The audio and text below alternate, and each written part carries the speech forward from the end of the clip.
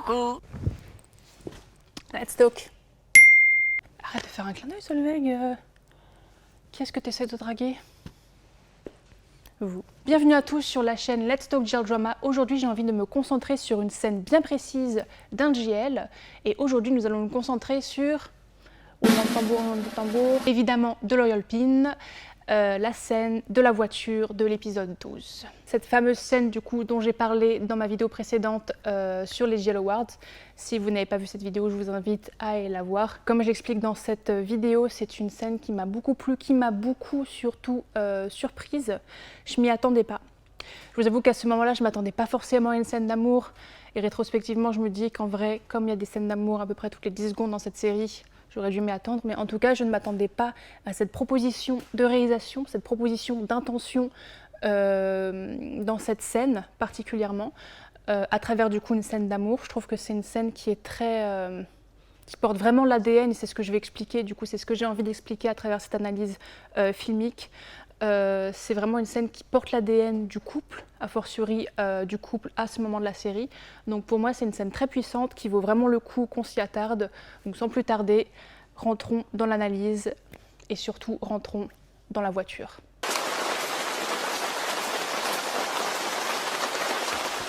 Donc à ce moment de la série, la princesse Patamika commence à avoir d'un mauvais œil la proximité des deux jeunes femmes.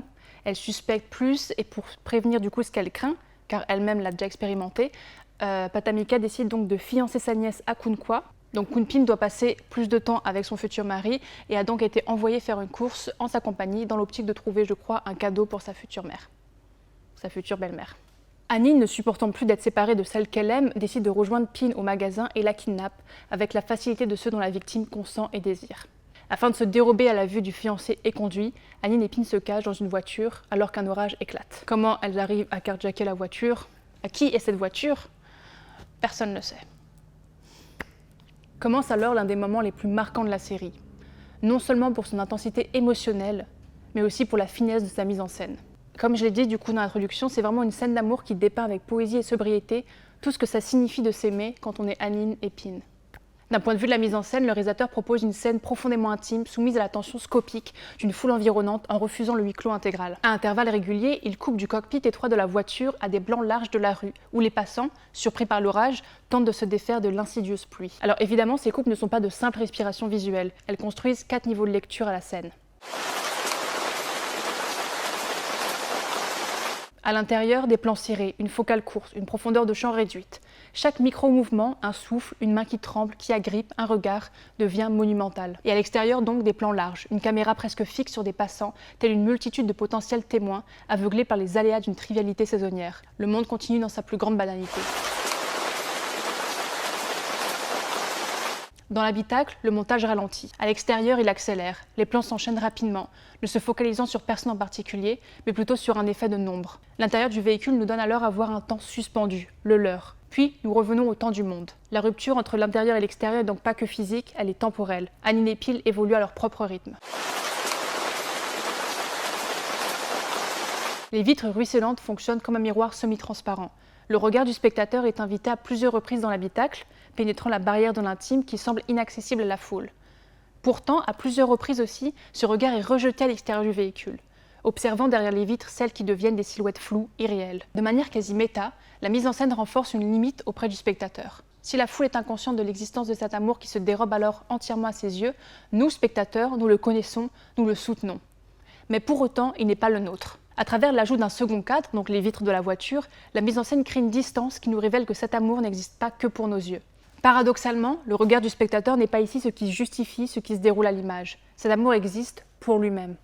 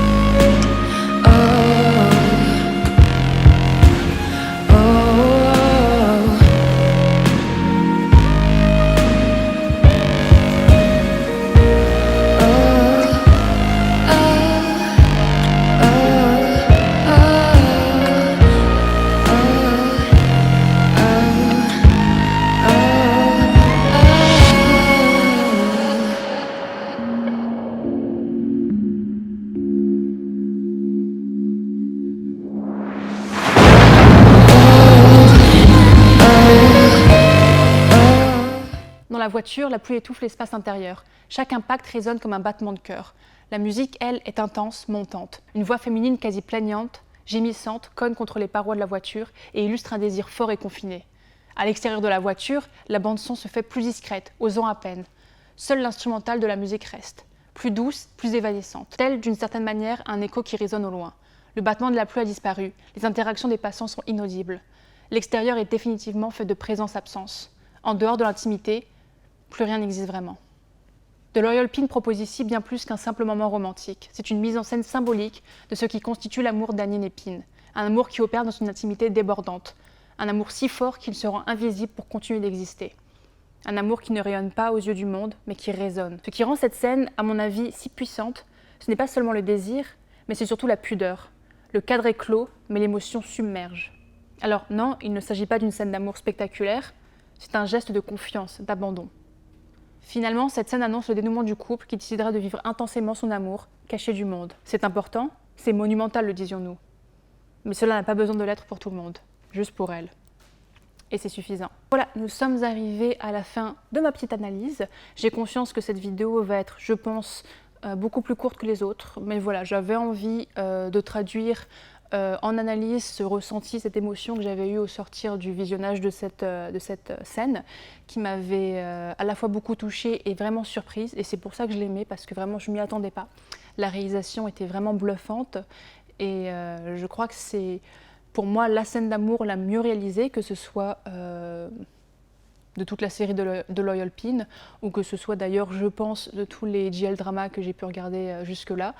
Et franchement, si j'ai envie d'élargir un peu, je pense même l'une des plus belles scènes d'amour que j'ai vues de tous les contenus confondus, films et séries. Peut-être que c'est pas le cas et que je me souviens pas, mais là comme ça je dirais que c'est vraiment la proposition de réalisation de scènes d'amour pour moi la plus originale et la mieux pensée au regard du coup de l'identité du couple. Et c'est ce qui est vraiment important du coup à mon sens dans une scène d'amour, c'est qu'elle soit vraiment fidèle à l'ADN du couple et qu'elle porte vraiment une signification profonde au regard de l'intrigue, au regard de où en est le couple à ce moment de l'intrigue. Donc je pense que pour moi cette scène répond vraiment à tous ces critères. Donc voilà, j'avais envie de vous partager ma petite analyse. N'hésitez pas du coup à nous dire ce que vous avez pensé de cette scène. Est-ce que vous l'avez aimée? Est-ce que vous partagez mon point de vue sur l'analyse? Est-ce que vous avez un autre point de vue? Est-ce que vous aviez même réfléchi au-delà même du fait que c'était une jolie scène d'amour? Si c'est peut-être pas votre scène d'amour préférée de Loyal Pin ou même de tous les autres JL, quelle serait du coup votre scène d'amour préférée? N'hésitez pas à nous dire dans les commentaires. Et voilà, sur ce, je vous laisse vaquer à vos occupations et on se retrouve dans une prochaine vidéo. Peace out.